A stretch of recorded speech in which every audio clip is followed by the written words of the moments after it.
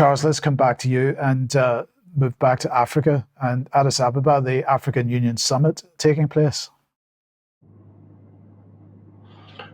That's right, Mike. The annual summit has just concluded in Ethiopia, the African Union, which gives us the chance to evaluate the suggestion that multipolarity may challenge the world order. If so, how and to what end? So we just look at, as a reminder, Agenda 23, which is supposed to be the driving force behind the direction of the African Union at the moment, highlighted text suggesting that it's focused on decolonization, and that Agenda 2063 is built on existing African frameworks, programs and declarations, consultations with a broad spectrum of African stakeholders. Indeed, that is the case. We see here a tweet from the African Union Education Programme saying that the theme for the year is education in Africa. But already there's mention of the UN Sustainable Development Goals, reference to SDG4 targets. So we see exactly what sort of meddling is there in this apparent era of decolonization. And we've got the UN Conference on Trade and Development urging governments to create widespread adoption of digital technologies. The AU themselves talk about the implementation of the 2030 agenda and Agenda 2063. So huge overlay there. And indeed, from the AU website, a slide showing that there is a linking of Agenda 2063 and the SDGs. So there was quite a lot of text in background before the summit started, and I thought of particular interest was the statement on the UNESCO website with particular regard to education.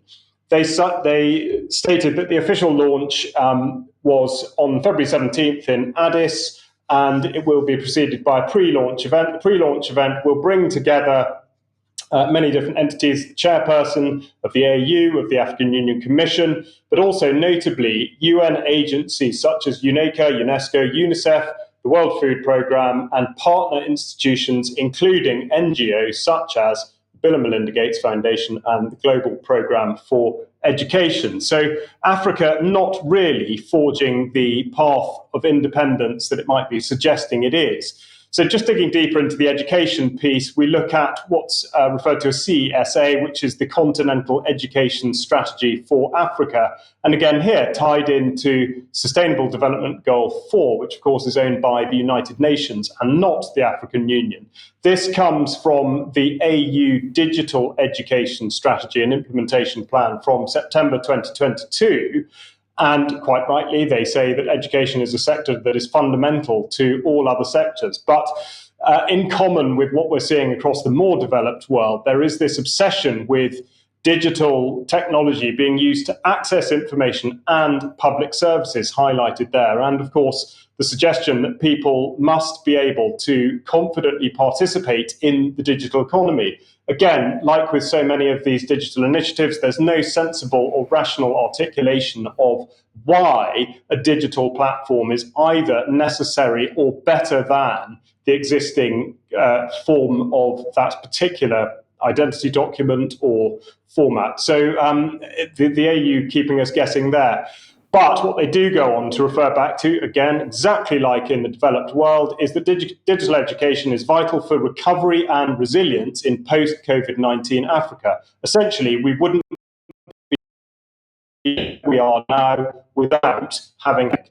So the vultures are given the opportunity to circle with this in mind. So just a quick portfolio of those that are now sniffing about in the sort of digital education environment. Here we've got DEA, Digital Education Africa Network.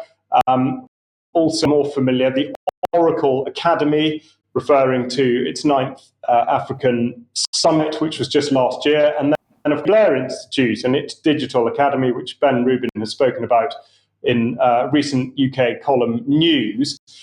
Oracle, of course, will, I presume, stick in the mind of many members of the audience. Here's the president of Kenya, William Ruto, tweeting just at the end of January about a partnership between government of Kenya and Oracle. Worth noting that the president of Oracle is called Scott Twaddle. Ruto goes on to suggest that this underscores Oracle's commitment to aimed at driving the digital transformation of government, public institutions, business startups. But of course, what he fails to do, again, is explain why that's necessary, especially in a country that has such limited resources and indeed access to the very digital services that people are supposed to be able to utilize.